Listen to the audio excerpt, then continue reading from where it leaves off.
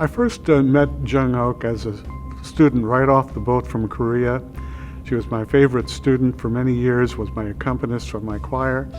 And later on, as she progressed in her career as a musician, she informed me of this program called GEMA.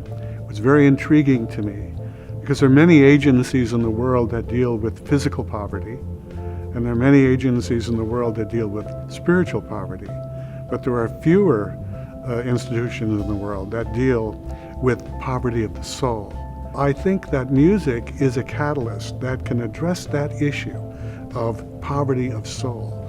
Because we're not only physical creatures, we're emotional, we're spiritual creatures, and that emotional and spiritual aspect needs to be addressed.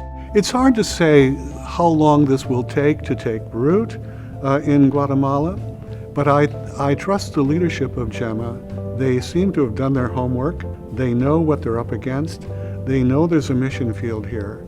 So I really expect that once they get their facility up and running and they develop a faculty of students going back and forth from universities and colleges here in the United States to Guatemala, I really see that it's not going to be long before they take hold in these areas of Guatemala and develop a real sense of purpose and something that will be very desirable to the people of that country. You know, art is a spiritual thing. God himself was the first artist. I mean, look what he created, and look what happened to it. The arts always point you to something greater than yourself. And in this case, when you are a Christian, and you have this view of what is the greatest thing in the universe, it's our Lord, our God, that music then becomes a pathway to understanding that person who gave the gift to begin with.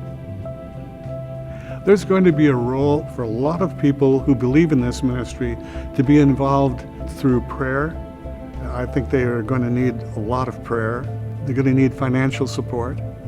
There are going to be people necessary to point out other people that they think can be involved in the hands-on ministry, and perhaps even people will volunteer their time to do it. There are all kinds of roles.